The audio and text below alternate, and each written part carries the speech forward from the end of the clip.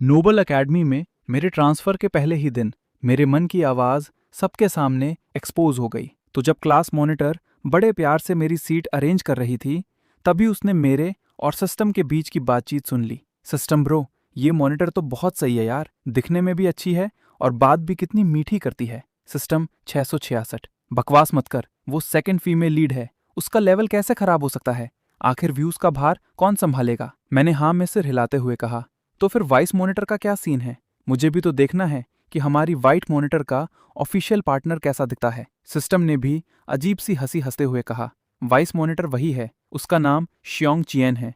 दरवाजे की तरफ देख, एकदम टॉप लेवल का हैंडसम लड़का है वो। ये सुनते ही मेरी आंखों में चमक आ गई।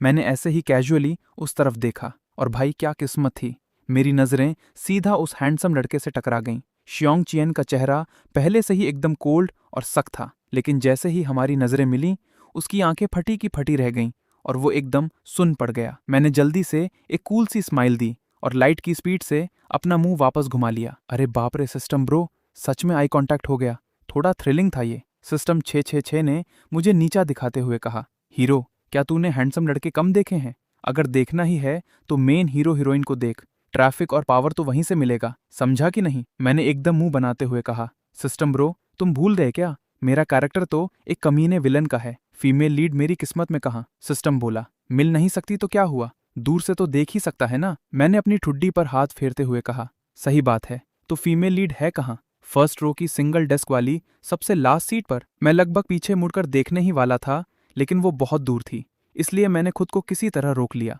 लेकिन भाई, जिस सेकंड से मेरे मन की आवाज फटी थी ना, पूरी क्लास शॉक में थी। ऐसा लग रहा था जैसे सबने शेयरिंग ईयरफोन्स लगा रखे हों। एक एक वर्ड उन तक पहुंच रहा था। सबके चेहरों पर ऐसे एक्सप्रेशन थे जैसे भूत देख लिया हो। क्लास 16 के स्टूडेंट्स के दिमाग में और उनके क्लास ग्रुप में तो पहले ही भौकाल मच चुका था, और मैं इस पूरे तूफान के बीचों बीच बैठकर एकदम चिल होकर सूरजमुखी के बीच चबा रहा था। सिस्टम ब्रो, गॉसिप चालू कर।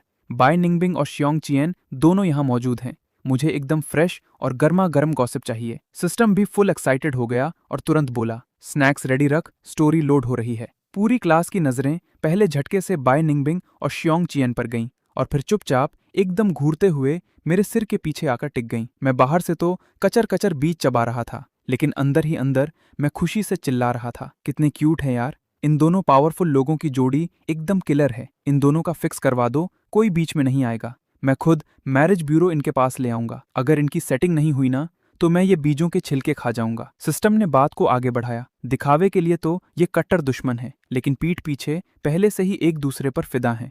तुम अर्थ वाले भी क्या मस्त गेम खेलते हो। क्लास 16 के बच्चे स्टेज पर एक दूसरे को घूरते हुए उन दोनों को देख रहे थे। फिर मेरी मन की बातें सुनकर उनके चेहरों पर साफ लिखा था, हम नहीं मानते। लेकिन मैं गॉसिप का लेवल और बढ़ाता जा रहा था। अरे मैं तो इन दोनों का पक्का यार और बेस्ट फ्रेंड हूँ, मुझे ये बात कैसे नहीं पता, पक्का दाल में कुछ काला है। ये सोचकर मुझे अपने हाथ के स्नैक्स भी फीके लगने लगे। पूरी क्लास ने फिर से अपने फोन नीचे रख दिए, सांसें रोक ली और अपने कान एंटीना की तरह खड़े कर लिए। वो मेरा एक भी शब्द मिस नहीं करना चाहते थे। जल्दी से डिटेल में बता, आखिर ये मामला इतना टेढ़ा कैसे है? मेरा मुंह तो चल ही रहा था, लेकिन दिमाग भी फुल स्पीड में था। क्लास मॉनिटर बाय तो कभी मॉनिटर बनना ही नहीं चाहती थी। वो तो इस हैंडसम लड़के को इलेक्शन में खड़ा देखकर खुद भी लाइन में लग गई, और किस्मत देखो, गलती से वो मॉनिटर बन गई। श्योंग चियन तो खुद मॉनिटर बनना चाहता था, लेकिन बीच में ही किसी ने उसका पत्ता काट दिया। इसी बात पर वो पूरे एक सेमेस्टर तक उससे चिढ़ता रहा। बाय निंगबिंग का चेहरा भक से लाल हो गया। उसने बिना सोचे श्योंग चियन की तरफ देखा। वो कुछ बोलने ही वाली थी, लेकिन श्योंग चियन की एक घूरती हुई नजर ने उसे चुप करा दिया। वो चुपचाप अपनी सीट पर बैठ गई और अपने होठ कसकर दबा लिए। मैं अंदर ही अंदर खुशी से झूम रहा था और भी राज उगल रहा था। और हाँ, वो बस किसी तरह उसके करीब रहने का बहाना ढूंढना चाहती थी। एक साथ क्लास के काम करना, होमवर्क जमा करना, मीटिंग्स करना, एक्टिविटीज ऑर्गेनाइज करना, इन सब में एक दूसरे के साथ चिपकने के मौके बहुत मिलते हैं ना। बंदी ने गेम बहुत गहरा खेला है, सिस्टम ने भी आग में घी डाला। श्योंग चियन भी हमेशा उससे मुकाबला करता रहता है, लेकिन बाय निंगबिंग की ये छोटी सी सोच देखो। हर बार जब श्योंग चियन अपना होमवर्क उसके मुंह पर मारकर उसे काम करने का ऑर्डर देता है, तो उसे अंदर से बहुत मजा आता है। वो सोचती है कि वो उसके लिए बहुत स्पेशल है, और ये सब उसके भरोसे का सबूत है। क्लास में तुरंत कोई मजे लेते हुए बोला, हाँ भाई मैं समझ गया, अगर ये हैंडसम लड़का उसे एक थप्पड़ भी मार देना तो उसे वो भी परफ्यूम जैसा लगेगा। शायद वो आगे बढ़कर उसके हाथ सूंघने लग जाए। पता नहीं था कि ये मासूम सी लड़की भी किसी पर इतनी लट्टू हो सकती है। बाय निंगबिंग का चेहरा इतना लाल हो गया था कि जैसे खून टपक पड़ेगा। वो तड़प रही थी कि कुछ एक्सप्लेन कर दे। शियोंग चियान का चेहरा भी शर्म से लाल हो चुका था। उन दोनों के बीच की जो टेंशन थी ना, वो अब पूरी तरह बदल चुकी थी। उनके बीच का वो रोमांटिक फील स्क्रीन फाड़ कर बाहर आ रहा था। हाथ चाटने वाली बात हालांकि मैंने थोड़ी बढ़ा चढ़ाकर सोची थी, लेकिन फिर भी वो बहुत ज्यादा ऑकवर्ड फील कर रहा था। बाय निंगबिंग को लगा कि शियोंग चियान सच में गुस्सा हो गया है। वो कुछ बोलने ही वाली थी कि अगले ही सेकंड मेरे मन की एक और आवाज बम की तरह फूट पड़ी। रुक रुक, मर गया? कौन मर गया? एक झटके में पूरी क्लास का ध्यान वापस मेरी तरफ खिंच गया। मेरे फेवरेट कपल को तोड़ने की हिम्मत किसकी हुई? सिस्टम ब्रो, जल्दी बता, मेरे कपल का बैड एंडिंग नहीं हो सकता। बाय निंगबिंग और शियोंग चियान भी सुन्न पड़ गए। दोनों अपनी सीट पर एकदम सीधे बैठे थे। उनकी बॉडी अकड़ गई थी और वो एक अजीब से डर के साथ उस एंडिंग का इंतजार कर रहे थे। सिस्टम ने डेटा लोड करना शुरू किया। उसकी रोबोटिक आवाज किसी ठंडे चाकू की तरह थी। बाय निंगबिंग को शियोंग चियान पर सीक्रेट क्रश है और शियोंग चियान का दिल भी इस लड़ाई झगड़े में उस पर आ गया है। कॉलेज के बाद दोनों परिवारों ने शादी तय कर दी। ये कहानी स्कूल से लेकर शादी तक की होनी थी, लेकिन ट्विस्ट तब आया जिस दिन शियोंग चियान के माता पिता की एक कार एक्सीडेंट में एक साथ मौत हो गई। शियोंग चियान को ऐसा लगा जैसे किसी ने उसके सिर पर हथौड़ा मार दिया हो। उसके दिमाग में बस यही शब्द गूंज रहे थे, माता पिता, कार एक्सीडेंट, मौत। उसके चेहरे का रंग उड़ गया। वो एकदम पीला पड़ गया। उसका दिमाग पूरी तरह ब्लैंक हो चुका था। बाय निंगबिंग ने जब उसका वो उतरा हुआ चेहरा देखा तो उसका दिल भी जोर से धड़कने लगा। उसने बिना कुछ सोचे अपना हाथ आगे बढ़ाया और उसकी मुट्ठी को कसकर पकड़ लिया। चियान, ऐसा कुछ नहीं हुआ है, ये सब झूठ है। उसके हाथों की गर्माहट से शियोंग चियान को थोड़ा होश आया। जब उसने उसकी फिक्र से भरी आंखों में देखा तो उसके अंदर का तूफान किसी चमत्कार की तरह थोड़ा शांत हो गया। सिस्टम अभी भी बोल रहा था, शियोंग चियान इकलौता बेटा है, इकलौता वारिस। वो स्मार्ट है, इंडिपेंडेंट है और पैदाइशी लीडर है। उसे तो बिजनेस की दुनिया पर राज करना था, लेकिन उसका चार्म, उसकी दौलत और उसका दिमाग ही उसकी मौत का फरमान बन गए। मैं ये सुनकर एकदम कंफ्यूज हो गया। ये क्या बात हुई? ऐसा तो तब होता है जब किसी के पास कुछ कमी हो। इसके पास तो किसी चीज की कमी नहीं है। सिस्टम बोला, कमी नहीं है, लेकिन कमीने लोगों की साजिशों से कौन बच सकता है? माता पिता की अचानक मौत, अपने ही खून का पीठ में छुरा घोंपना और बाहर भेदियों का झुंड। उसका पूरा वजूद ऐसा हो गया जैसे कोई 3 साल का बच्चा सोने की ईंट लेकर किसी भीड़ भरे बाजार से गुजर रहा हो। जो भी देखता वो उसमें से एक बड़ा हिस्सा नोचना चाहता था। सिस्टम ने अगला बड़ा राज खोला। शियोंग चियान के नाना की ली फैमिली बस एक छोटी सी कंपनी चलाती थी। वो लोग शियांग ग्रुप के सहारे अपनी कंपनी शियांग चियान को देना चाहते थे, लेकिन ली फैमिली के रिश्तेदारों को ये मंजूर नहीं था, तो उन्होंने पंगे करना शुरू कर दिया। शियांग चियान के सेकंड कजन ने बड़े कजन के साथ मिलकर उसके पिता के लिए एक जाल बिछाया। उन्होंने एक बहुत इंपॉर्टेंट पार्टी में उसके पिता को कुछ नशीला पिला दिया, जिसकी वजह से उनका किसी और के साथ फिजिकल रिलेशन बन गया। मैंने गहरी सांस ली। अरे साला, इस तरह के प्लॉट में पक्का कोई बहुत बड़ा धमाका होने वाला है। सिस्टम बिल्कुल सही। जब शियांग चियान सेकेंड ईयर में था तो वो औरत एक बच्चे को लेकर उनके घर आ गई। उसकी माँ की डिलीवरी के बाद से ही तबीयत ठीक नहीं रहती थी।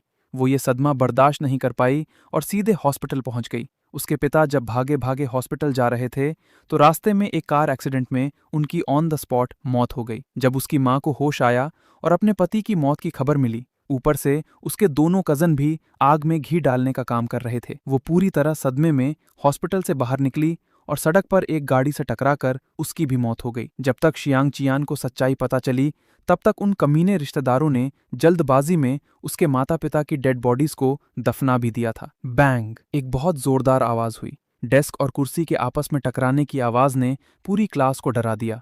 हमने एक साथ उस तरफ मुड़कर देखा। शियांग चियान झटके से अपनी जगह से खड़ा हो गया था।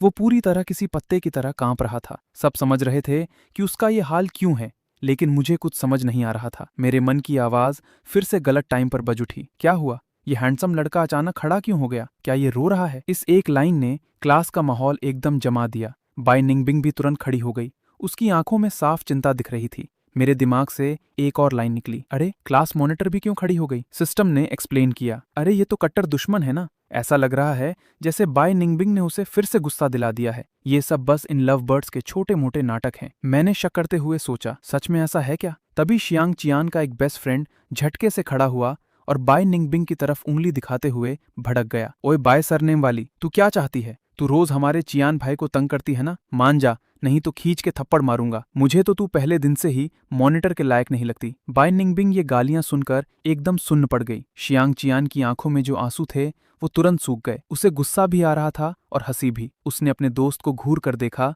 और फिर बाय निंगबिंग की तरफ मुड़कर बोला, अपने सारे काम मेरे ऊपर डालने की सोचना भी मत। इस साल के कल्चरल फेस्टिवल में स्नो वाइट का रोल तू ही करेगी और वो प्रिंसेस वाली ड्रेस भी तुझे ही पहननी पड़ेगी। बाय निंगबिंग अभी भी ब्लैंक थी। क्या स्नो वाइट? ठीक है, मैं कर लूंगी, सिस्टम ने पूरे कॉन्फिडेंस के साथ कहा। देखा, मैंने कहा था ना, लव बर्ड्स के नाटक। तब जाकर मुझे समझ आया। मेरे एक्सप्रेशन तुरंत गॉसिप वाले मोड में आ गए। वाह बेटा, तो सबके सामने खुल्लम खुल्ला ये सब चल रहा है। सिस्टम ने चैन की सांस ली। साला, मेरी तो जान ही निकल गई थी। क्लास 16 के बच्चे भी अपने मन में चिल्ला रहे थे, साला हमारी भी जान निकल गई थी। दिल की धड़कनें बढ़ा देने वाली वो पहली क्लास बस ऐसे ही खत्म हो गई। मैंने अपनी डेस्क से नई किताबें निकाली और उन पर आराम से कवर चढ़ाने लगा। सिस्टम ने मुझे याद दिलाया, तूने कहा था ना कि क्लास खत्म होने के बाद फीमेल लीड को देखने जाएगा। अब हिल क्यों नहीं रहा? यहाँ पढ़ाकू बनने का नाटक क्यों कर रहा है? मैंने उसे जवाब दिया, तुझे दिख नहीं रहा क्या? क्लास खत्म हो गई है, फिर भी सब ऐसे शांत बैठे हैं जैसे अभी भी पढ़ाई चल रही हो। अगर मैं अकेला खड़ा हुआ तो कितना ऑकवर्ड लगेगा यार। क्लास 16 के बच्चे बाहर से तो ऐसे दिखा रहे थे जैसे सिर झुकाकर किताबें पढ़ रहे हों, लेकिन असल में उनके हाथ डेस्क के अंदर छुपकर अंधाधुंध टाइपिंग कर रहे थे। क्लास ग्रुप में नोटिफिकेशंस 99+ हो चुके थे। कोई हिल क्यों नहीं रहा? जो हिला वो कुत्ता, तू हिल के दिखा। अभी जो अपनी जगह से उठा उसका तो सरेआम मर्डर हो जाएगा।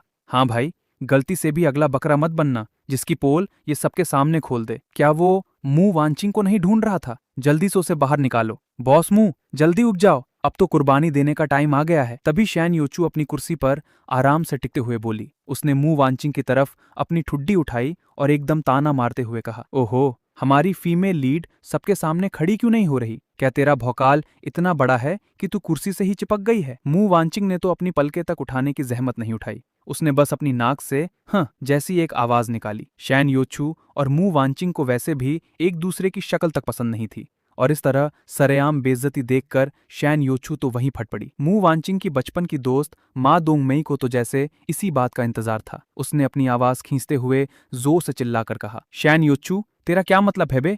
सुबह सुबह फिर से पंगे लेने आ गई क्या? सूश! पूरी क्लास की नजरें तुरंत उन पर जाकर टिक गईं और जाहिर सी बात है, गॉसिप की फर्स्ट लाइन में खड़े मेरी और मेरे सिस्टम की नजरें भी वही थीं। मैं अपने मन में मजे ले रहा था। लो भाई, आ गया मजा। शैन योचू का नाम तो फिर से उछल गया। वो गुस्से में अपनी सीट से उछल पड़ी और ऐसा लगा जैसे अभी हमला कर देगी, लेकिन मू वांचिंग ने उसे एक ही झटके में रोक लिया। दोनों आमने सामने खड़ी थीं और वहां का माहौल बारूद की तरह गर्म हो चुका था। उसी वक्त मेरे मन की आवाज ने पूरा सीन बिगाड़ दिया। अरे यहां मत लड़ो, अगर लड़ना ही है तो जाकर मार्शल आर्ट्स ट्रेनिंग रूम में लड़ो ना। जो दोनों लड़कियां खड़ी थीं वो एकदम फ्रीज हो गईं। उनके चेहरों पर साफ ऑकवर्डनेस दिख रही थी और उनके आसपास बैठे लोग अपनी हंसी रोकते रोकते कांप रहे थे। सिस्टम एकदम एक्साइटेड हो गया। जल्दी देख, फीमेल लीड। मेरी आंखें चमक उठी। मैं उन दोनों को बारी बारी से देखने लगा। इनमें से कौन सी है? लॉजिक के हिसाब से जो सबसे ज्यादा अट्रैक्टिव है वही होगी, लेकिन ये दोनों तो बहुत ही कड़क लग रही हैं। सिस्टम बोला, इसमें क्या चुनना, दोनों ही फीमेल लीड हैं। मैंने अपना थूक निगला और शौक में कहा, तो इसका मतलब ये डबल फीमेल लीड वाली स्टोरी है। तभी मैं सोचूं कि मैं एक कमीना विलन क्यों हूं। इसका डिफिकल्टी लेवल तो कुछ ज्यादा ही हार्ड है। मुझे लगता है कि मैंने पास्ट में जरूर किसी को नशीली चीजें पिलाने जैसे घटिया काम किए होंगे। जिन बच्चों ने नॉवेल्स नहीं पढ़ी थीं वो एकदम कंफ्यूज थे, लेकिन जो ऐसी स्टोरीज पढ़ते थे उनका तो दिमाग ही फट गया। डबल फीमेल लीड, ये प्लॉट तो बहुत ही थ्रिलिंग होने वाला है। सिस्टम ने कहा, तू अपना दिमाग ज्यादा मत दौड़ा। ये दोनों अलग अलग किताबों की फीमेल लीड्स हैं। तेरा कैरेक्टर मू वांचिंग वाली कहानी का है। मैंने अपना सिर खुजलाया। समझ गया, मतलब वो लड़की जो सिंगल डेस्क पर बैठी है, राइट? मैंने छुपकर उस खिड़की के पास बैठी लड़की की तरफ देखा। शायद उसे भी महसूस हो गया था और उसने भी मेरी तरफ देख लिया। हमारी नजरें फिर से टकरा गईं। मू वांचिंग ने बिना कोई एक्सप्रेशन दिए अपनी नजरें हटा ली, लेकिन मुझे ऐसा लगा जैसे किसी ने करंट लगा दिया हो। अगले ही सेकंड मैंने अपना सीना पकड़ लिया। सिस्टम ब्रो, मुझे लगता है मैंने किसी बहुत खतरनाक कैरेक्टर को देख लिया है। सिस्टम अजीब सी हंसी हंसते हुए बोला, अगर पसंद है तो जाकर ट्राई मारना। ट्राई मार ले, मैं तेरे लिए किडनैपिंग, बांध कर रखने और कैद करने वाला पूरा VIP सर्विस पैकेज अरेंज कर दूंगा। सीधा उठाकर ले आ। ये सुनकर मू वांचिंग की रीढ़ की हड्डी में अचानक सिहरन दौड़ गई। पूरी क्लास अपनी हंसी कंट्रोल करते करते ऐसे हो गई थी कि सबके चेहरे टेढ़े मेढ़े हो चुके थे। मैंने वहीं पर उसे पूरी ईमानदारी से रिजेक्ट कर दिया। अरे रहने दे, मेरी दादी कहती थी कि सबसे अच्छा प्यार वही होता है जो अचानक से मिल जाए। और मैं एक कानून मानने वाला इंसान हूं। मैं ऐसे उल्टे सीधे काम नहीं करता। दूर से देखना ही काफी है। चल पहले हम शेन योचू की गॉसिप सुनते हैं। सिस्टम बोला, क्या तू फीमेल लीड के चेहरे पर लटू नहीं था? मैंने उसे जवाब दिया, दूसरी वाली मेरी तरफ पीट करके बैठी है, उसमें ज्यादा सस्पेंस है। फीमेल लीड की गॉसिप तो मैं एकदम लास्ट में फिनाले की तरह सुनूंगा। सिस्टम ने सीधा डेटा लोड किया। मुवांचिंग एक ऐसी ठंडी और प्राउड ब्यूटी है जो बाद में प्यार के लिए तड़पती है, और शेन योचू एक क्रेजी अमीरजादी है जो जबरदस्ती अपना हक जताती है और आखिर में प्यार से ही सुधरती है। और इसके साथ एक बहुत बड़ी ट्रेजेडी जुड़ी है। इसके माता पिता की शादी सिर्फ एक बिजनेस डील थी। शादी के 3 साल बाद ही वो एक दूसरे की शक्ल तक देखना पसंद नहीं करते थे। घर के बड़ों ने कहा कि एक बच्चा पैदा कर लो, सब ठीक हो जाएगा। लेकिन हुआ ये कि इसके पैदा होने से पहले ही इसके बाप का किसी और से चक्कर चल गया और उसे अपना सच्चा प्यार मिल गया। इसके पैदा होने के बाद इसकी माँ का भी अफेयर हो गया और उसे भी अपनी सोलमेट मिल गई। दोनों ने लाइट की स्पीड से तलाक ले लिया और इस छोटी सी बच्ची को इसके दादा दादी के पास छोड़कर चले गए। शेन योचू की झुकी हुई पलकें अचानक से कांप उठीं। उसने अपनी आंखों में उठ रहे उस खूंखार गुस्से और नफरत को जबरदस्ती दबा लिया। उसके वो पुराने जख्म जो भर चुके थे असरेआम किसी ने बेरहमी से खुरचकर लहूलुहान कर दिए थे। वो झटके से मुड़ी और उस आवाज को ढूंढने के लिए मेरी तरफ बढ़ने ही वाली थी, लेकिन मुवांचिंग के रिफ्लेक्स बहुत तेज थे। उसने तुरंत उसकी कोहनी को कसकर पकड़ लिया और धीमी लेकिन सख्त आवाज में बोली, तेरे वहां जाने से क्या होगा? क्या तू वो 2 शब्द सबके सामने बोल पाएगी? शेन योचू ने दांत पीसते हुए कहा, मेरा हाथ छोड़। उसने अपना दूसरा हाथ मुट्ठी में कस लिया था और ऐसा लग रहा था कि अगले ही पल वो मुवांचिंग के मुंह पर घूंसा जड़ देगी। और मैं यहाँ गॉसिप सुनने में इतना मग्न था, मुझे भनक तक नहीं थी कि वहां बम फटने वाला है। सिस्टम बोलता रहा, दादा दादी ने मरने से पहले इसे अपने छोटे बेटे यानी इसके चाचा को सौंप दिया था। इसके चाचा और चाची ने सच में इसका बहुत ख्याल रखा। जब उनकी शादी के बाद कोई बच्चा नहीं था तो वो इसे बिल्कुल अपनी सगी बेटी की तरह प्यार करते थे। मैंने बिना सोचे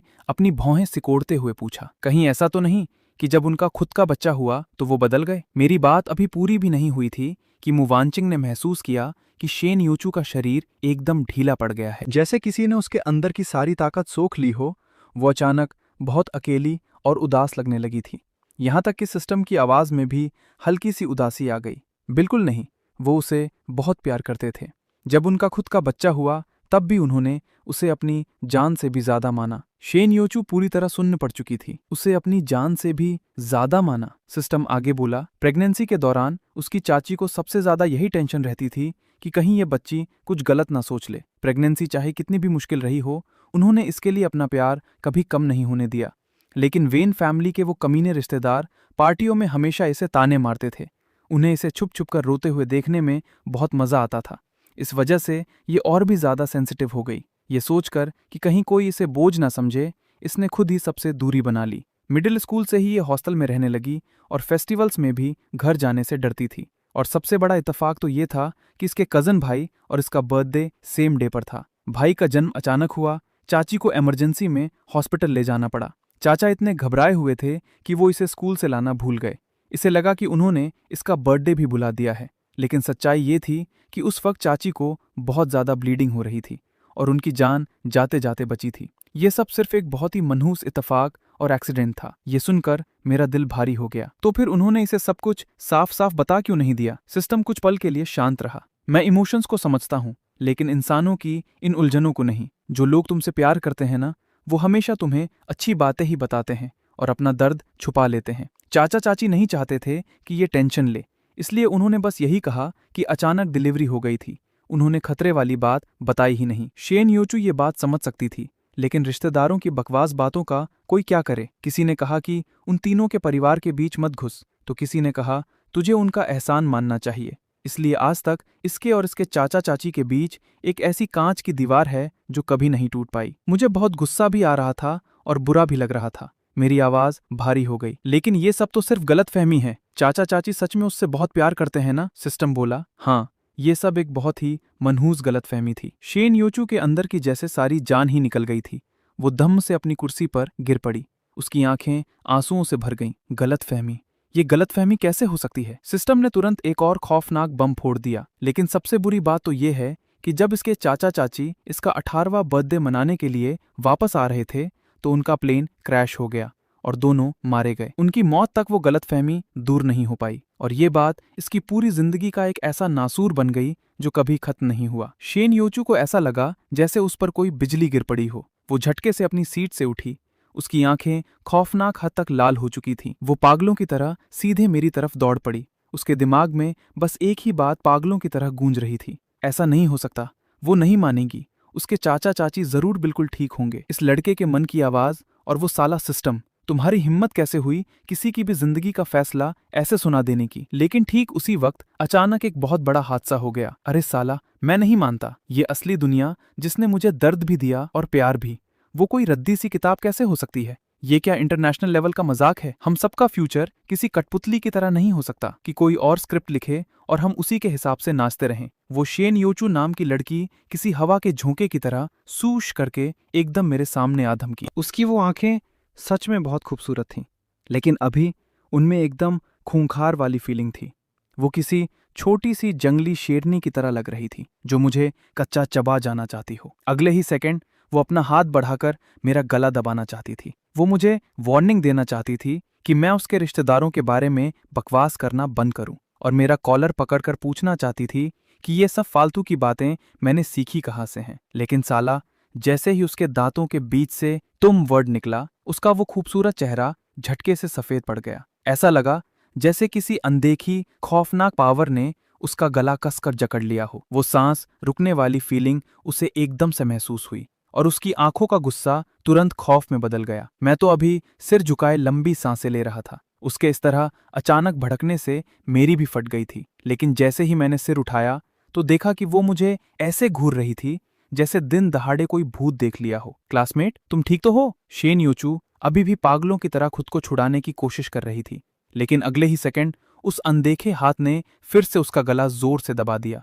ये एक्शन सीधा सीधा एक वार्निंग था, एक धमकी थी, एकदम खुल्लम खुल्ला और नंगी धमकी। उसने हार मानते हुए अपनी आंखें बंद कर ली और एक गहरी सांस ली, जैसे उसने पूरी तरह से अपने घुटने टेक दिए हों। जब उसने दोबारा आंखें खोली तो वो अभी भी मुझे घूर रही थी और अपने दांत पीसते हुए बड़ी मुश्किल से एक लाइन बोली, तुम्हें बिना स्कूल यूनिफॉर्म के आने को किसने कहा? तुम्हारे पॉइंट्स कटेंगे। मैं तो सीधा सन्न रह गया। हमारी क्लास 16 के सारे बच्चे भी एकदम पत्थर की मूरत बन गए थे। क्लास में इतनी शांति थी कि सुई गिरने की आवाज भी सुनाई दे जाए। मेरा मुंह बहुत देर तक खुला का खुला रह गया और मैंने जबरदस्ती अपनी एक गाली वापस गले के नीचे उतार ली। मैंने अपने गुस्से को कंट्रोल करते हुए एक्सप्लेन किया, क्लासमेट, मैं आज ही तो रिपोर्ट करने आया हूँ।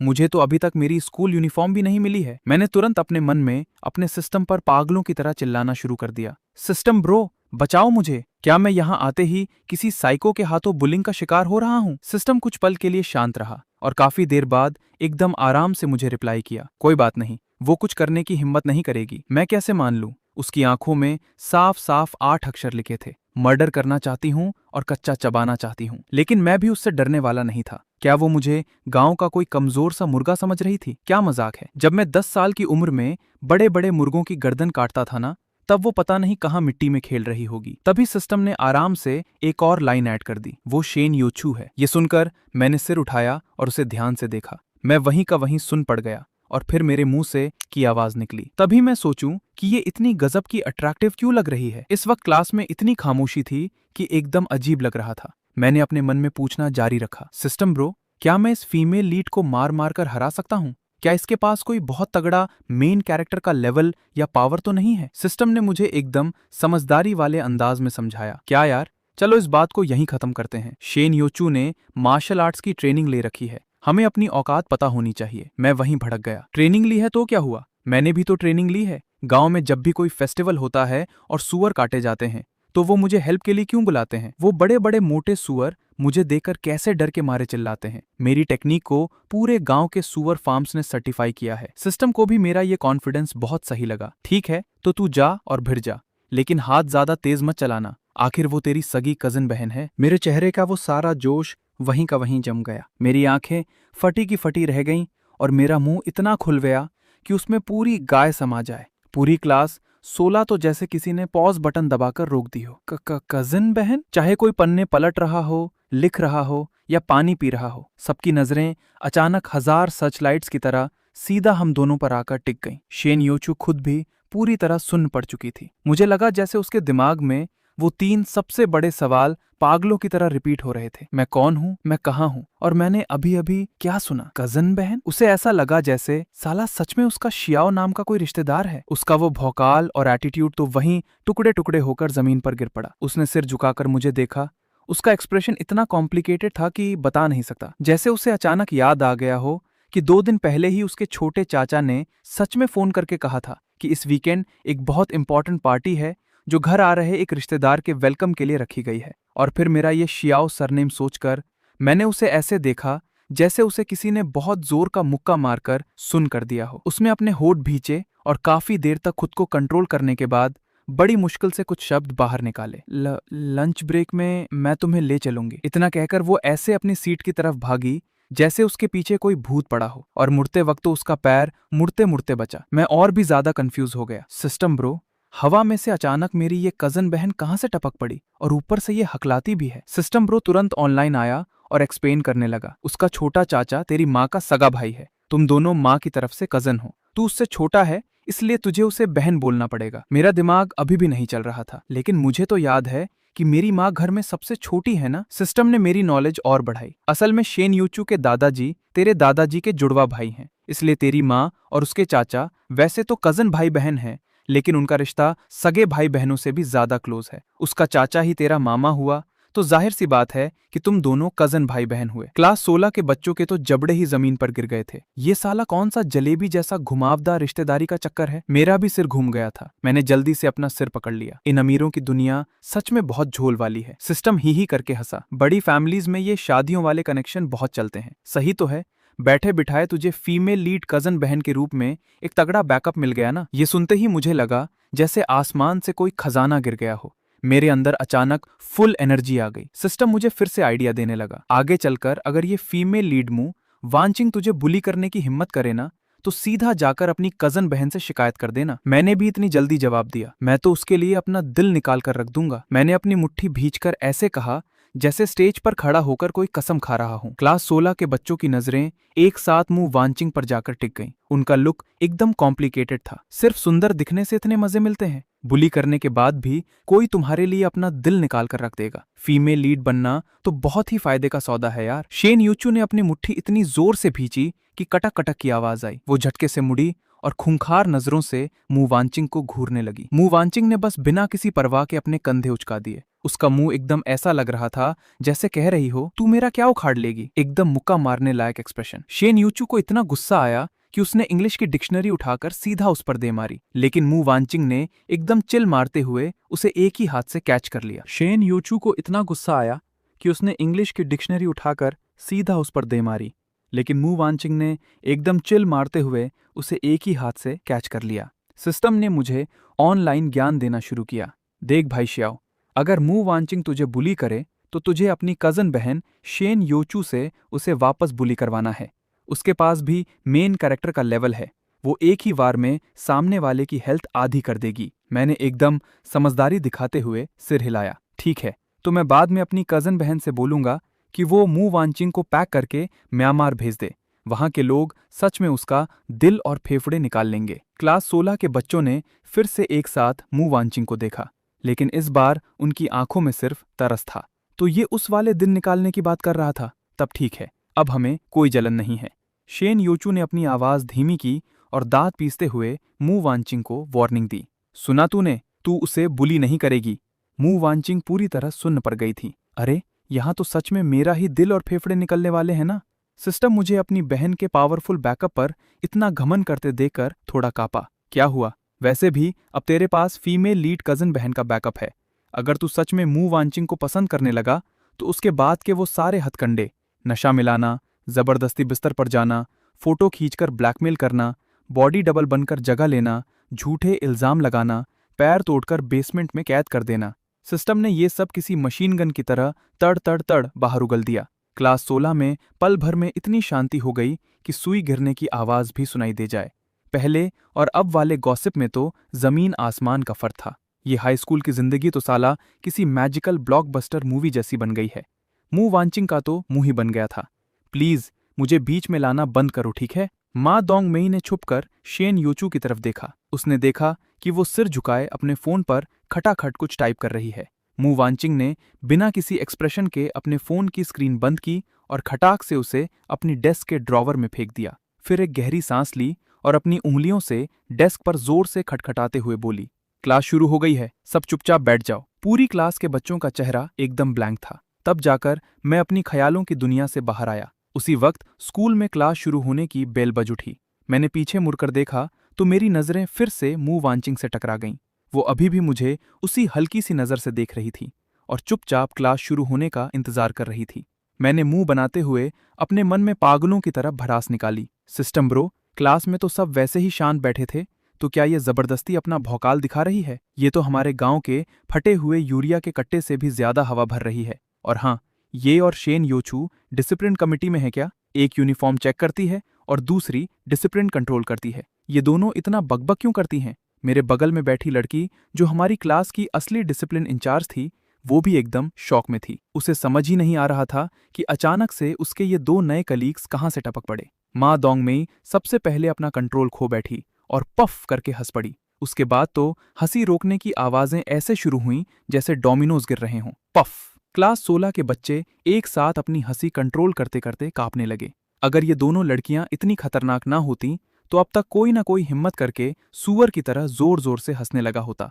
मू वांचिंग के पीछे वाले दांत तो गुस्से से पिसकर लगभग टूटने ही वाले थे। उसने अपना पैर उठाया और आगे बैठी माँ दोंगमेई की कुर्सी पर जोर से लात मारी। माँ दोंगमेई झटके से कांपी। उसने जल्दी से पीछे मुड़कर दोनों हाथ जोड़ लिए। बहन, मेरी सच में गलती थी। मू वांचिंग असल में गाली देना चाहती थी, लेकिन उसकी साइड वाली नजर से उसने देख लिया कि मैं फिर से मजे ले रहा हूं, तो उसने जबरदस्ती अपने गुस्से को अंदर दबा लिया। वो फिर से अपना कोल्ड एटीट्यूड दिखाते हुए चुपचाप किताब खोलने लगी। क्लास शुरू। गॉसिप खत्म हो गया था तो मैंने भी देखना बंद कर दिया और अपने मन में सिस्टम ब्रो से एक और बात बोली, मैं कोई क्रिमिनल टाइप का इंसान नहीं हूं। आगे चलकर अगर मैं सच में उसे पसंद करने लगा और उसने मुझे पसंद नहीं किया। सिस्टम ने तुरंत पीछे पड़ते हुए पूछा, तो तू क्या करेगा? पूरी क्लास के बच्चों का पन्ने पलटने का स्पीड 1 सेकंड के लिए स्लो हो गया। शेन योचू ने तो अपने कान और भी ज्यादा खड़े कर लिए। मू वांकिंग ने अपनी नजरें झुका रखी थी। उसके चेहरे पर अभी भी कोई रिएक्शन नहीं था। मैंने अपनी मुट्ठी कसकर बांधी और सीधा अपना फैसला सुना दिया। ये उसका नुकसान है, उसने मुझे खोया है, मेरा कोई घाटा नहीं हुआ है। सिस्टम ने मजे लेते हुए कहा, तू कुछ ज्यादा ही हवा में उड़ रहा है। मैंने एकदम सीना तान कर कहा, वो तो है ही, तेरा भाई ही असली किंग है। मेरा कॉन्फिडेंस तो दूर से ही चमकता है। फिर मैंने अपने चेहरे से हंसी गायब की और काम की बात पर आ गया। सिस्टम भाई, जल्दी कर, वो दिन माँ कर दे जब मेरे मामा और मामी के साथ वो हादसा हुआ था। टाइम आने पर हम सारे खतरों को रोक देंगे। मेरी ये कजन बहन जैसी अभी है वैसी ही सबसे अच्छी लगती है। उसे वो पागल और खूंखार दीदी वाला रोल मत पकड़ा देना, बहुत ही अजीब लगता है। सिस्टम की आवाज भी अब सीरियस हो गई थी। ठीक है। मैथ वाले टीचर अपने आधे गंजे सिर के साथ क्लास में आ गए। तब जाकर मैंने सिस्टम भाई के साथ अपनी बकवास बंद की और तुरंत अपने चेहरे के सारे एक्सप्रेशंस साफ कर लिए। मेरी नजरें एकदम फोकस वाले मोड में चली गईं, जैसे मैंने खुद साक्षात ज्ञान के देवता को देख लिया हो। पर शेन योचू का ध्यान पूरी तरह भटका हुआ था। उसकी नजरें मेरी पीठ पर टिकी थी और उसके मन में अजीब सी खिचड़ी पक रही थी। क्लास 16 के बाकी लड़कों और लड़कियों का भी यही हाल था। सिस्टम खुद को इस यूनिवर्स का सबसे हाई लेवल का स्मार्ट सिस्टम बोलता है, लेकिन मुझे होमवर्क कराने के मामले में उसका वो तगड़ा सीपीयू भी जवाब दे गया। मेरे सवाल सोल्व करने का तरीका इतना अतरंगी था कि ऐसा लग रहा था जैसे मैं उसके मेन कोडिंग को ही चीर फाड़ रहा हूँ। मैंने उसे इतना टॉर्चर कर दिया था कि पूरे सिस्टम के सीपीयू से धुआं निकलने वाला था। उसकी वो रोबोटिक आवाज अब एकदम कांपने लगी थी। सिस्टम भाई, तेरे आगे हाथ जोड़ता है, मैं पक्का सही हूँ। तू थोड़ी देर आराम कर ले, ठीक है? तूने लगातार 2 क्लास तक मैथ पढ़ा है, अब मेरे से और नहीं झेला जा रहा। तू बाहर जाकर थोड़ा घूम ले। उसमें अपनी स्क्रीन पर जबरदस्ती एक रोता हुआ क्यूट सा चेहरा भी बना लिया, लेकिन मैं अभी भी उस घटिया से सवाल के साथ आर पार की लड़ाई लड़ना चाहता था। तभी उसने मुझे लालच देना शुरू किया, जाकर अपनी कजन बहन को ढूंढना। क्या वो तुझे तेरी स्कूल यूनिफॉर्म दिलाने नहीं ले जाने वाली थी? इसी बहाने तू पूरा कैंपस भी घूम लेगा। मैंने थोड़ा सोचा और सच में मुझे थोड़ी थकान भी हो रही थी, इसलिए मैं अपनी जगह से खड़ा हुआ, एक लंबी अंगड़ाई ली और फिर अपने कदम बढ़ाते हुए सीधा शेन योचू के पास पहुंच गया। मैंने अपना गला साफ किया और इतनी जोर से चिल्लाया कि जैसे बम फट गया हो। दीदी, मैं तुम्हारे पास आ गया हूं। मेरी इस एक चिल्लाहट ने न सिर्फ शेन योचू को बाहर निकाल दिया, बल्कि वो जो पढ़ाकू बनने का नाटक कर रहे थे, जो पीछे बैठकर स्टाइल मार रहे थे और जो बाहर गैलरी में फालतू घूम रहे थे, उन सबका पूरा ध्यान मेरी तरफ खींच लिया। शैन यूचू ने भी बड़ी चालाकी से अपने मैथ के फुल मार्क्स वाले पेपर को बाहर निकाल लिया और फिर एक इंग्लिश की किताब हाथ में लेकर ऐसे बैठ गई जैसे वो बहुत पढ़ाई कर रही हो। बगल में खड़ी माँ डोंगमी ने अपनी आंखें घुमाई और चिढ़कर बोली, बड़ी आई नाटकबाज। जब मैं कोना मुड़ रहा था तभी मैं सीधा सॉन्ग सिमिंग से जा टकराया। उसका चेहरा एकदम हीरो जैसा और चमकता हुआ था। उसने नीचे मेरी तरफ देखा और हंसते हुए बोला, सॉरी यार, मुझे लगा जैसे मेरा चेहरा एकदम से लाल हो गया है। कोई बात नहीं। मैंने पागलों की तरफ हंसते हुए हाथ हिलाया और उसी फ्लो में सीधा उसका हाथ पकड़ लिया। मैं उसकी कलाई पकड़कर ऐसे सहलाने लगा जैसे कोई बड़ा नेता तसल्ली दे रहा हो। वाइस कैप्टन भाई नमस्ते, मुझे वॉशरूम जाना है लेकिन मुझे रास्ता नहीं पता, तू मुझे वहां ले चलेगा क्या? सॉन्ग सिमिंग उसी वक्त हक्का बक्का रह गया, लेकिन फिर उसने सिर हिलाकर कहा, हाँ ठीक है, मैं तुझे ले चलता हूं। अब उसकी स्माइल और भी ज्यादा चमक रही थी। उसकी चमक देखकर मैं भी थोड़ा हवा में उड़ने लगा और सीधा उसके हाथ में अपना हाथ डालकर एकदम चिपक कर उसके साथ चलने लगा। वाइस कैप्टन भाई, तू दिखने में कसम से बहुत हैंडसम है, उसने अपने होठ दबाते हुए कहा। मुझे बस स्विमिंग बुलाओगे तो भी चलेगा। मैं भी जल्दी से मान गया। ठीक है स्विमिंग सीनियर भाई, मैं मन ही मन अपने सिस्टम भाई के साथ मजे लेते हुए शेयर करने लगा।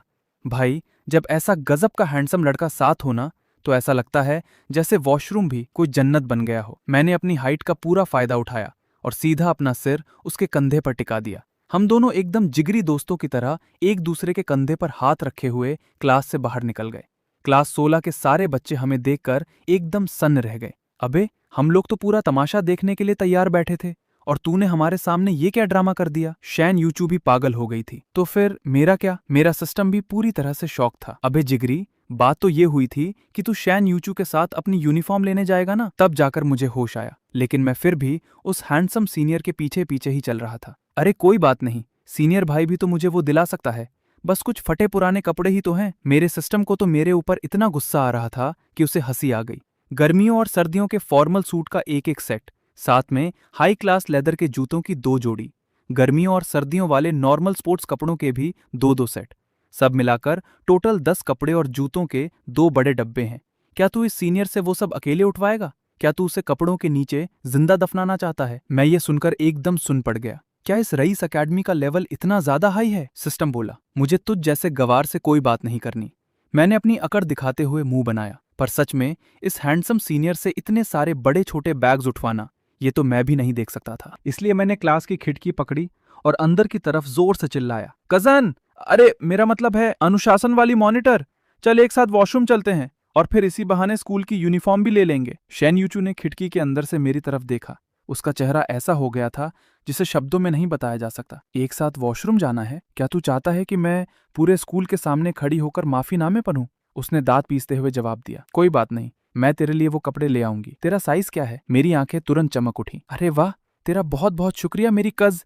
अरे मेरा मतलब है मेरी शांत, समझदार, खूबसूरत और किसी फूल की तरह महकती हुई मॉनिटर। मैंने ये सारे शब्द एक ही सांस में बिना रुके बोल दिए थे। शैन यूचू को सिर्फ वो फूल की तरह महकती हुई वाले शब्द ही सुनाई दिए और उसका चेहरा गुस्से से काला पड़ गया। इस लड़के की हिंदी सच में बहुत घटिया है। मैं एकदम खुशी खुशी सॉन्ग सिमिंग से चिपक कर वहां से चला गया। सॉन्ग सिमिंग ने भी पीछे मुड़कर शैन यूचू की तरफ देखा और हल्का सा सिर हिलाया। उसके चेहरे की वो स्माइल किसी भी तरह से छुप नहीं रही थी। जैसे ही हम दोनों वहां से दूर निकले, क्लास 16 के बच्चों का सब्र आखिरकार टूट ही गया। पूरी क्लास में एक जोरदार हंसी फूट पड़ी। माँ डोंगमी तो सीधा अपनी टेबल पर लेटकर पागलों की तरह हंसने लगी। खूबसूरत और समझदार अनुशासन मॉनिटर, जल्दी जा और अपने छोटे कजन भाई के लिए यूनिफॉर्म ले आ, या सच में उसके साथ वॉशरूम जाने का इरादा है? पास खड़े एक और लड़के ने आग में घी डालते हुए कहा, बॉस शैन, तेरे इस छोटे भाई ने तो तुझे लड़की ही नहीं समझा। सब के सब हंसते हंसते लोटपोट हो रहे थे। चू दीदी तो शक्ल के मामले में ही हार गई। वाइस कैप्टन का ये हैंडसम वाला जाल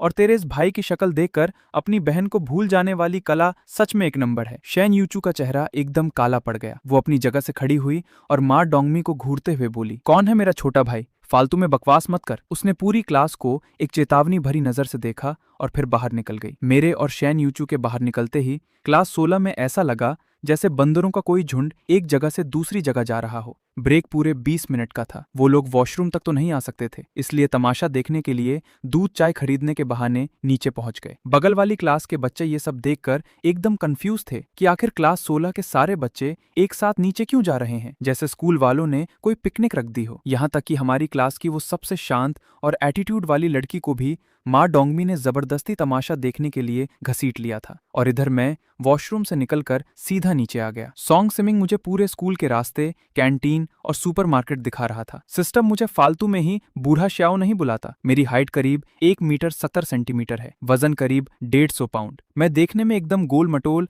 और भारी भरकम लगता हूँ, लेकिन बिल्कुल भी अजीब नहीं, बल्कि किसी पोस्टर के क्यूट बच्चे जैसा लगता हूँ। उसके कंधे पर टिक कर मैं किसी चिपचिपी और प्यारी सी मिठाई जैसा लग रहा था, और मेरी बातें भी एकदम मीठी थीं। मैं बार बार उसे हैंडसम सीनियर बुला रहा था, जिसे सुनकर उसके कान शर्म से लाल हो गए थे। उसकी भी हिम्मत थोड़ी बढ़ गई और उसने अपना हाथ बढ़ाकर मेरे गोल मटोल गाल खींचे। टास्क थोड़ा भारी है, मैं पहले तुझे सुपरमार्केट ले जाकर कुछ खाने के लिए दिलाता हूँ। मैं तो एकदम सन्न रह गया। स्कूल के अंदर सुपरमार्केट भी है? सॉन्ग सिमिंग एकदम नॉर्मल चेहरे के साथ बोला। कुछ ज्यादा बड़ा नहीं है, बस 2 मंजिल का ही है। फिर उसने आगे कहा, अगर तुझे अपनी पसंद की चीज ना मिले तो मैं किसी से बोलकर मंगवा दूंगा। मैं पूरी तरह से पागल हो गया।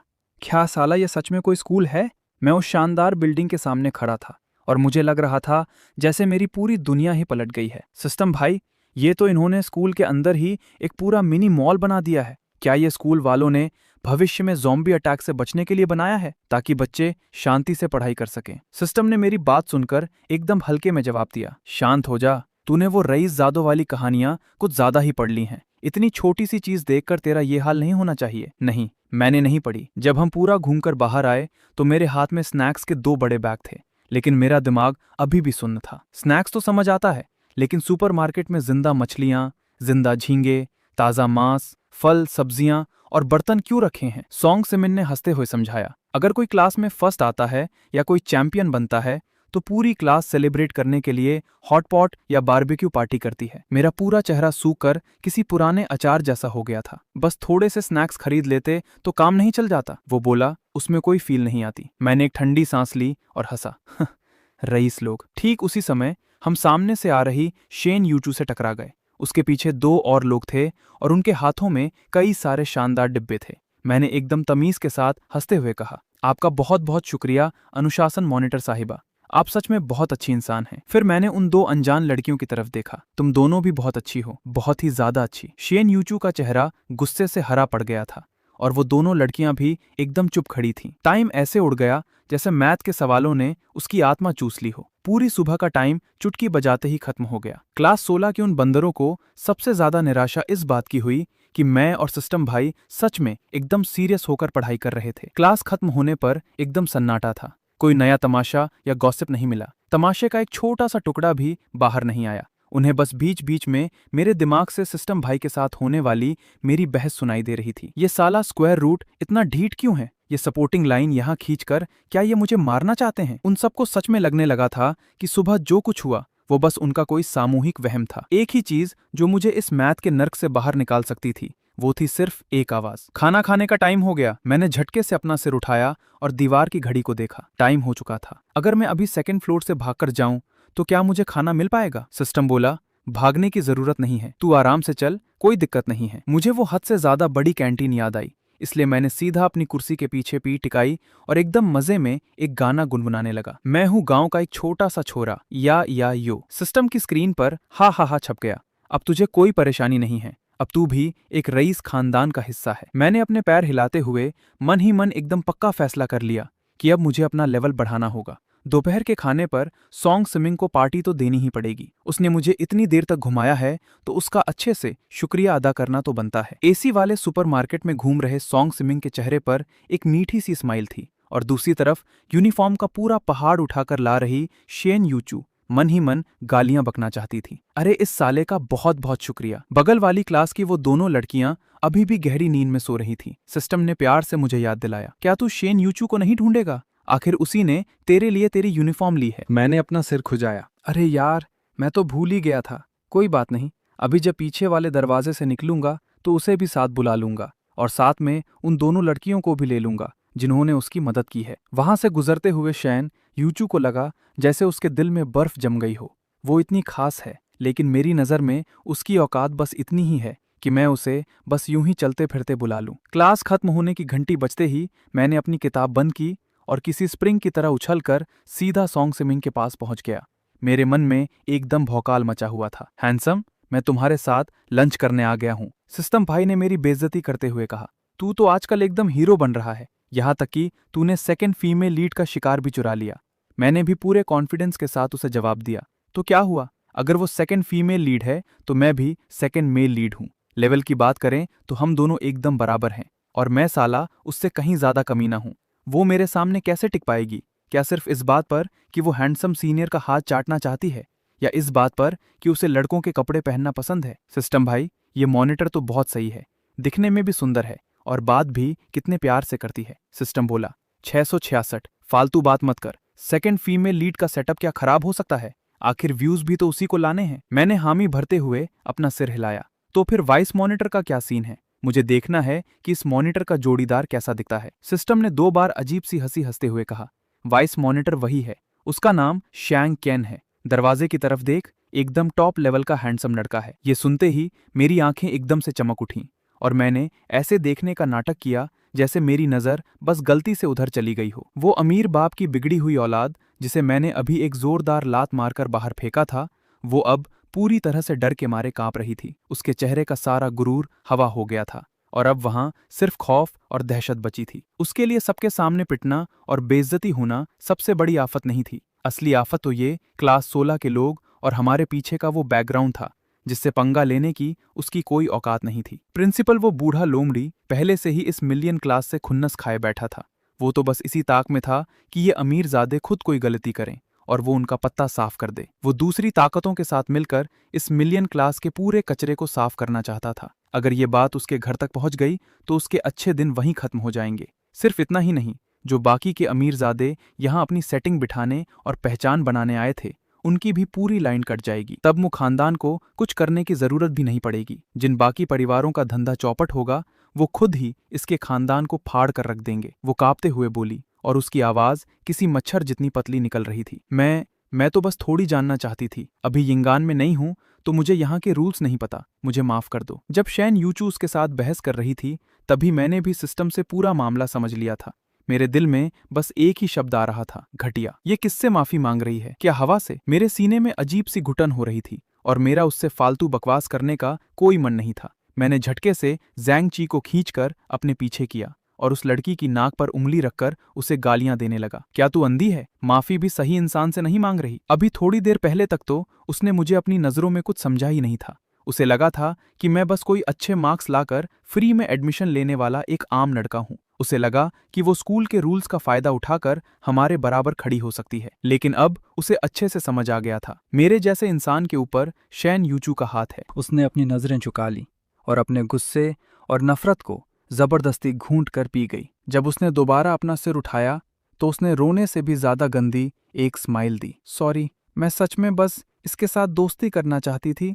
मैंने बस गुस्से में बिना सोचे समझे ऐसा कर दिया। मुझे उसकी बातों से साफ पता चल रहा था कि वो अभी भी अपनी हार मानने को तैयार नहीं है, लेकिन मैंने बात को आगे नहीं बढ़ाया। मैंने अपना सिर घुमाकर जांगची की तरफ देखा और एकदम सीधे तरीके से पूछा, तू क्या कहता है? जांगची ने आंखें उठाकर मुझे देखा। उसकी आंखों में हल्की सी चमक आई और तुरंत हट गई। उसने अपनी आवाज एकदम नीची रखते हुए कहा, कोई बात नहीं, बस उम्मीद है कि वो आगे से ऐसा बिना सोचे समझे कुछ नहीं करेगी। अरे यार, ये मेल लीड सच में इतना सीधा और ढीला है क्या? मैं उस अमीरजादी को घूर रहा था। मेरी नजरें किसी चाकू की तरह तेज थीं और मैं मन ही मन उसे और भी भयंकर गालियां बक रहा था। आसपास जो भी मेरे दिल की आवाज सुन सकता था, वो सब अब उस लड़की पर तरस खाने लगे थे। मैं उसे इतनी गंदी और भयंकर गालियां दे रहा था कि उसकी कोई हद ही नहीं थी। जांगची पहले तो थोड़ा सुन्न हुआ, लेकिन फिर जैसे उसे कुछ महसूस हुआ, उसकी आंखों में एक अजीब सी गर्मी आ गई। वो भी अंदर ही अंदर गुस्से से भरा हुआ था, लेकिन उसे पता था कि अगर वो इस बात को बढ़ाएगा तो वो लड़की इसका बदला मुझसे लेगी, और अगर वो मेरे पीछे पड़ गई तो सब कुछ बहुत बुरा हो जाएगा। उसने देखा कि मेरे कपड़े भी किसी अमीर लड़के जैसे नहीं हैं। उसे लगा कि मेरी भी कोई औकात या सपोर्ट नहीं है, इसलिए उसने बस अपने दांत पीसे और इस बेइज्जती को चुपचाप सह लिया। आखिर में उस अमीरजादी ने अजीब सा मुंह बनाकर एक स्माइल दी। फिर वो भागकर शैन यूचू से माफी मांगने गई और फिर अपने 4 चेलों के साथ किसी हारी हुई फट्टू की तरह दुम दबाकर वहां से भाग गई। मैं उन्हें डरकर भागते हुए देख रहा था। फिर मैंने अपना सिर घुमाया और सिस्टम पर बिना आवाज किए अपनी पूरी भड़ास निकालने लगा। मैं गुस्से से हाँफ रहा था। जांगची मुझे इस हालत में देखकर समझ नहीं पा रहा था कि वो गुस्सा करे या हंसे। आखिर में उसने बस इतना कहा, तेरा शुक्रिया। मैंने जांगची के उस स्माइल करते हुए हैंडसम चेहरे को देखा और मेरा पूरा कंट्रोल ही हिल गया। सिस्टम भाई, मुझे अब समझ आया, पुराने जमाने की महारानियों का वो पूरा हरम बनाना कोई अय्याशी नहीं थी, वो तो एक बहुत बड़ी स्ट्रैटेजी थी। इन हैंडसम लड़कों को एक घर देना, ये तो समाज में शांति बनाए रखने का एक बहुत बड़ा काम है। सिस्टम एकदम चुप, जांगची एकदम चुप, और पूरी क्लास 16 भी सन्न रह गई। साले, क्या तू अपनी ये फालतू की सोच थोड़ी कंट्रोल में नहीं रख सकता? शैन यूचू ने भी अपना हाथ उठाकर अपना माथा मला और मेरे माथे के बालों को ठीक करते हुए बोली। उसकी आवाज में एक अजीब सी मजबूरी थी। चलो बहुत हो गया, अब खाना खाने चलते हैं। वो मसालेदार हॉटपॉट ठंडा हो गया होगा। तब जाकर मुझे अपने खाने की याद आई। मैंने उन भागने वालों की तरफ मुंह से थूकने का नाटक किया। मैं सॉन्ग सिमिंग और जांगची को खींचते हुए कैंटीन की तरफ चल पड़ा। चलो पेट पूजा करते हैं। 2 कदम चलने के बाद मैंने पीछे मुड़कर जोर से आवाज लगाई, अनुशासन मॉनिटर साहिबा, आ जाओ, आज तुम्हारा भाई तुम्हें खाना खिलाएगा। शैन यूचू ने अपनी आंखें घुमाई, लेकिन वो फिर भी हमारे पीछे पीछे आ गई। तमाशा देखने वाले वैसे भी बहुत कम थे और अब वो भी सब इधर उधर हो गए थे। क्लास 16 के बच्चे भी अपने नॉर्मल मूड में आ गए थे और पीछे पीछे चल रहे थे। हम चारों ने अपना खाना लिया और बैठने के लिए एक जगह ढूंढ ली। मुझे सच में बहुत तेज भूख लगी थी। बैठते ही मैं पागलों की तरह खाने पर टूट पड़ा। भूख से मेरी जान निकल रही थी। ऊपर से किसी की कुटाई करने में बहुत पसीना बहाना पड़ता है। आज सुबह सुबह ही मेरा वजन कम से कम 10 पाउंड घट गया होगा। सिस्टम ने बीच में ही टोकते हुए कहा, तू भी एकदम पागल ही है। इतनी दूर से भी तुझे ये दिख गया कि मेल लीड के साथ कोई पंगा ले रहा है। मैंने अपनी नाक सिकोड़ते हुए कहा, भाई, ना देखना चाहूं तो भी कैसे ना देखूं? इतनी बड़ी कैंटीन है और वो कमीने किसी चोर की तरह एक लड़के के पीछे पड़े हुए थे। मैंने एक लंबी सांस ली और मेरे खाने चबाने की स्पीड भी धीमी हो गई। मेरे अंदर अभी भी गुस्सा भरा हुआ था। उस लड़की ने जानबूझकर ये सारा तमाशा किया था। अगर मुझे इस बात का डर न होता कि फालतू की अफवाहों से जांगची का नुकसान होगा, तो मैं सच में इस बात का बहुत बड़ा बतंगर बना देता। सिस्टम ने मुझसे पूछा, क्या तुझे अफवाहों से डर लगता है? मैं बोला, मुझे कोई डर वर नहीं लगता, लेकिन मुझे ये नहीं पता कि मेल लीड को इस बात से डर लगता है या नहीं।